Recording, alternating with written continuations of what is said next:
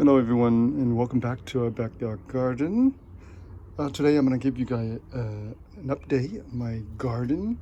So today I'm going to start with the back here of our house, and then I'll go through all the way to the front. So as you can see from my last video several weeks ago, the bitter melon were barely coming up because the weather is kind of cold. Not cold, but it's just cool for bitter melon to grow. So bitter melon, they need a lot of heat to do well, and in order for the seeds to germinate. So we are in late May now, and if you can see the weather, we have overcast, nice and cool weather. But it's not the best, it's not the best climate weather for some of our vegetable in the garden. So finally, the signal for spring is already here over 2 months ago. But some of the plants definitely require the heat in order for them to grow. So we did have a little bit of heat several weeks ago, like up in the mid 80s, and then suddenly this several weeks in May, the weather dipped down to 75. So so much about the weather. As you can see here, all the bitter melons starting to germinate, including my millibar spinach. I used to have them here last season, but now they are competing against each other. I might have to remove some of the millibar spinach and move them somewhere else. And I do have some of them over there too, so I'll show you that later. But all the bitter melon here are just so much of them germinate, and I have to pull them out. There's so many of them. I just hate to do it, but I have to thin them out. So I'll probably have about 10 of them here. And look at, you can see here, even outside, look at all this. I have to pull them out. And here's a millibar spinach. So once the bitter melon established, they take roots. The weather, the hot temperature kicks in, they will grow literally 12 inches overnight, easily. Once you have given them enough water, they'll grow really fast. And once they start spreading out, their vines will be exponentially, multiply everywhere. Of course, those are some of my herbs. It's just one of my favorite herbs, just beautiful. I don't know if I need to remove them once the bitter melon comes up. They'll probably be shaded. It's not a big problem because they like the cool weather, but I think I have to remove them and put them in a pot somewhere. All right, so you can see there's a lot of them, bitter melon. I have to pull up. There's so many of them. Okay, look at that. Look at this. This guy's ready to go. This guy actually started to climb up to his trellis. And here's some more here. Oh, and I have actually a maple tree here. All right, so this I have to remove. So I already thinned out a lot of them already, but they keep coming up. So I have to continually come out here to remove them. As you can see, this one is not a bitter melon. This is actually a potato, a very small variety potato. And you can see some of this here, seeds here. They're very beautiful potatoes. So here are the potatoes. They've been here several seasons, and they just keep coming back. Okay, so I'll remove some of this. I'll thin out this. Okay, and look at the green onion, just gorgeous, huh? Well, they got a little bit of insect there, but they should be okay. They're a very strong plant. As you can tell, they're very strong. They're over 3 feet tall now, up to here. And they are flowering right now. Okay, so let's move on a little bit this way. And here are finally all the millibar spinach. But these are the red variety. I had them here. You can see some of the vines are still here from last season. And they will be here. And also some of the bitter melon actually sprouted also. They came all the way over here, the seeds. and I was, and of course they germinated. We have so many of them, hundreds and hundreds of them. And I told my relative come by and go ahead and take them some of them home, dig them up and take them home. And look at this. Wow, it's just so many. In the nursery, they do sell this variety. I saw this variety in the nursery. They're quite expensive. Just one or two of this for maybe like $4 or $5. It's really expensive. So I wish I can give this away. So if you live close by, in the Rosemead, San Gabriel, in California area, go ahead and post a comment and then let me know in a private messaging. If you're close by, I can dig some of them up for you. Here are some more beautiful herbs. Oh, by the way, I use all this little mesh guard here to protect the soil, because at night time the critter, the cats or the possum, they come by and they really make the mess of the garden. You can see here all this mess. So look like our Persian cucumber. This one is doing very well. You can see it developed nice and beautiful leaves, and it's starting to take off into this trellis here. This one is really a second place behind, not too bad. And I have one more here I had, but it didn't didn't pan out. Somehow it died, maybe the cool weather. And our raspberry seems to doesn't want to grow. Maybe like say they need a lot of heat as well, and it like the acidic soil. So probably I need to add some of that to the soil to help them grow. So our raspberry here is, I can see some new growth here, but it's not very, I've been planting this over a month already, and it doesn't really respond very well to the soil. Oh, and here's some more middlebar spinach. Come up all to here. There's plenty of them here on the ground. All right, and then we have our sage. They are multiplying. Our English times, they just exploded. This guy doesn't require any care at all. They are hardy, they are drought tolerant, they just exploded. You can cut them back and they still continue to grow. It's just beautiful. Look at this. And then this is our grapes. And finally, some of the flowers actually turn into grapes. Look at this. Isn't it beautiful? So this is our first season with the grapes. I think I planted this almost a year and a half. Year and a half ago. No, yeah, over a year and a half ago. And we finally have some clumps of grapes here. I prune off, as you can see, I prune out a lot of vine to allow, the plant to put more energy into the fruit production instead of allowing the vine to continue to spread out. So I remove some of the vine. And we'll see how the grapes develop. So this is one of the red grapes variety. And then we come to our cherry tomatoes. You can see the tomato is now established. It's over 2.5 feet tall now. This is one of the indeterminate variety. That means they spread out and they multiply, they grow, and they will produce fruit throughout the season. Okay, so I initially was thinking trying to grow them single stem up this pole, but I decided to allow them to more than one stem. So now we probably have like 1, 2, 3, 4 different branches, branch out into the trellis, which is fine. So this is one of the red non-GMO cherry tomato, beautiful, just absolutely gorgeous. All right, and then of course is some apparently beautiful herbs. And this one is a pear tomatoes. We plant this two about the same time. So this one's also doing quite well. You can see the leaves is very lush, beautiful green. And same thing, this one is also an indeterminate variety. That means they grow, they produce throughout the season. And I'm going to allow it to grow multiple stems as well. So I need the fruit production. This one is a yellow pear.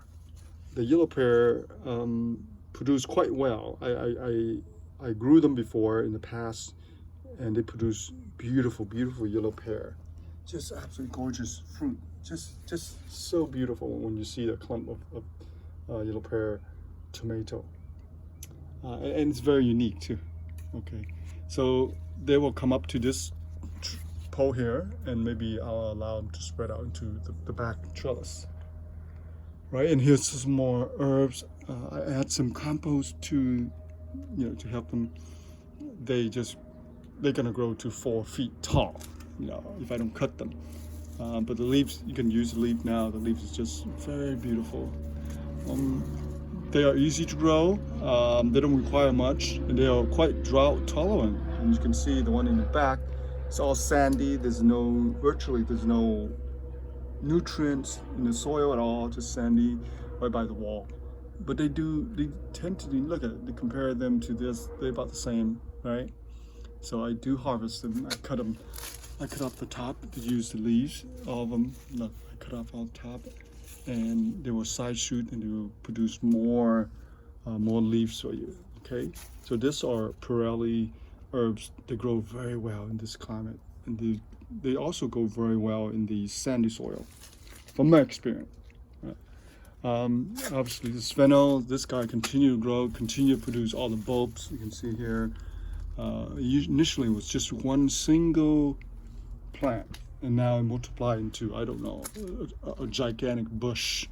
As you can see, it's over 5 feet tall now on top, and produce this beautiful little like yellow star. I call it yellow star, little flowers like a yellow star.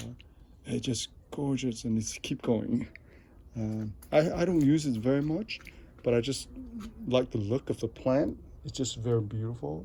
It's almost like a little bonsai tree, but it's not little. It's 5 feet on top here, but just beautiful. And obviously you can use this in cooking, salmon and stuff like that. You can use this. This is just beautiful. Of course, it produces, it spread out and produces kind of bulb in the bottom.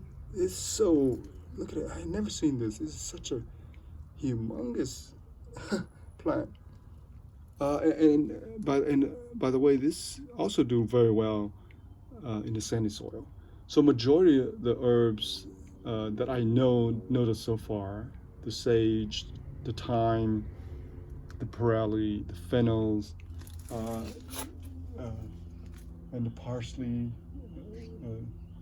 and rosemary over there. I got rosemary. They seem to do very well in the sandy soil, hot climate, and they don't require very much care. That's one thing I noticed.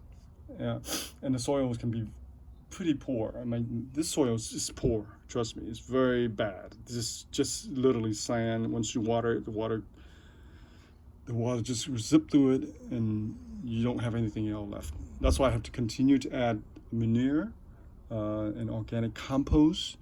You can see here some of this manure on top to help the plant, to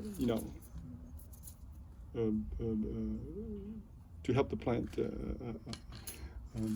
absorb some of the nutrients. So this one, it's a chili plant. It's been here, I don't know, 3, 4, 5 years now. It's one of the tiny little chili. It's been here. As you can see, the plant is very mature, almost like a tree-like, and the trunk is very mature now. Maybe I will have to prune off some of this guy to allow the chili to grow. And of course, chili, is a vegetable fruit producing plant, so require much more nutrients. So I have to add some more compost to this. All right, so what else do we have? So here, the other 3 of the Persian cucumber. That one seemed to do well. It's about over 6 inches. Not as well as the other 2. This one seemed to kind of stay the same. This one started growing. And you can see here, same thing. I have some of the mesh guard here behind, so the cat and the possum and the skunk don't come over here and start digging things up and mess up my garden. Okay. Our strawberry in the pot do produce a lot of fruit. So the fruit is about, a size of a quarter. They're very tasty though. That's one thing. One of them probably, this one died for some reason. Maybe I watered too much. Who knows? And I have some here. And again, strawberry also require a lot of sunlight and heat to do well. And this one we don't have that. We don't have the sunlight. We don't have the high heat temperature required for some of these fruit-bearing plants to do well. So not much we can do. I mean, we are in late May already, so things should be thriving. Things should be, blossoming and producing, but it seems to be, everything seems to be kind of like slow, and that's Mother Nature. All right, and of course I have plenty of cherry moya tree that I planted in a 5-gallon pot. I add a lot of fertilizer and compost to it, and they finally kind of come back. You can see I pruned off a lot of them, so I want the tree trunk to be thicker. So all you have to do is just prune off the top, and the tree will kind of fatten out a little bit, like this one. Right, this one seems to be on the side of my thumb, pretty nice. And this one's a little thin, but you want the tree to be bushy rather than lengthy, lengthy and tall. You want them to be kind of like spread out. And of course, I think this is rosemary. This is a hardy one too. It's in this pot for, I don't know, 2 years.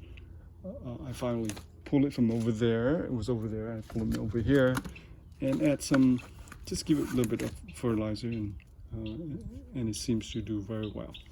It's a hardy plant as well. So, all right. So we still have the construction going on. I don't know how long it's gonna take, but all right. So. The rosemary was over here, and I will probably plant some of this dragon fruit, cactus, dragon fruit, over there, because again, the soil is sandy, so I think they might do well. All right, and of course our tree here, finally I trim off the top and allow it to grow. Okay, so what else do we have? So I've been cutting a lot of these leaves, our lettuces, right? We have 12 of them here, the red, 6 of the red and 6 of the green. Every few days I come out and I just, remove some of the leaves that I want. So I've been getting a lot of this for over a month now. And look at this guy. This is the green lettuce, and look at how tall it is now. I'm like 4 feet tall, going to flowers now. So, all right. What else I want to show you guys? So on this side, I removed my passion fruit. It was over here in this vine here beside the house.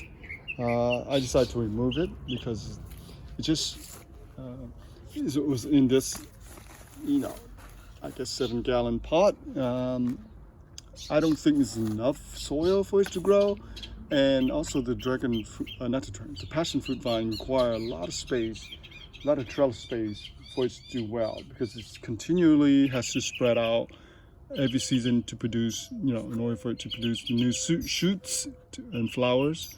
So in order for it to produce the fruit, so I decided to remove it, and I probably just gonna plant some flowers here.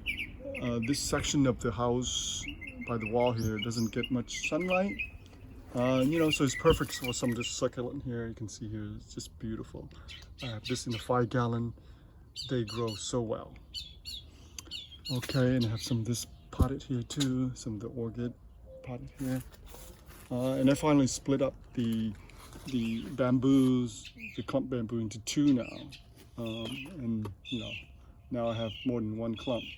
They're quite expensive. I bought them, I bought them for $30–40 per plant. And now I have 2 clumps now. And I think they're producing new shoots now, as you can see here. So bamboo take a while to establish. When they establish, they will grow like crazy. All right, look at all these new shoots coming up. I think I see some new shoots there. So, all right. Okay, and then again behind me, well, let me go back a little bit here. It's a longan tree, and look like it's producing massive amount of flowers. Just gorgeous, gorgeous tree. This tree's been here so many years now. Almost, I think it's almost, probably I would say 60, no, I would say over 20 plus years now. 20 years probably. Okay. And it produces beautiful fruits every season, so we'll see. And by September, mid-September, the fruit should be ready. All right, and I still have plenty of this. This is the loquat tree in a 10-gallon pot. I'm just going to leave them for now. Eventually, I'll have to plant them in the ground. And then, of course, these are the Bodhi tree that I brought back from my relative's house, my sister's house. So they get good, decent sunlight here, and they seem to do very well in this pot. And they're just beautiful. Look at this. So this is a Bodhi tree. These are the two of the tree that I propagated, layer propagate, and now they are two trees. It's difficult. I don't think you can find them in the nursery, but I haven't seen them yet. They're quite expensive if you find them. Tell me how much they cost. All right. All right, I think that's it for our video for today. I want to show you some more, but there's a lot of stuff I want to take care of first before I show you. All right, so we'll see you guys back in the garden, and hopefully the weather will warm up more so we can plant more stuff. But for now, some of the herbs are loving it because they like they like a little cooler weather, and they like a little damp, cool weather. Look at this, that's gorgeous. And they tend to do very well. But the fruit, like the tomato, the chili, the cucumbers, even the grapes, they need some heat for them to do well because they are fruit-bearing vegetable plants. They need the heat in order for it to do well. All right, so my garden overall, it's okay. It's doing so it's getting greener and lush. So I think we're making good progress. All right, that's it for our video for today.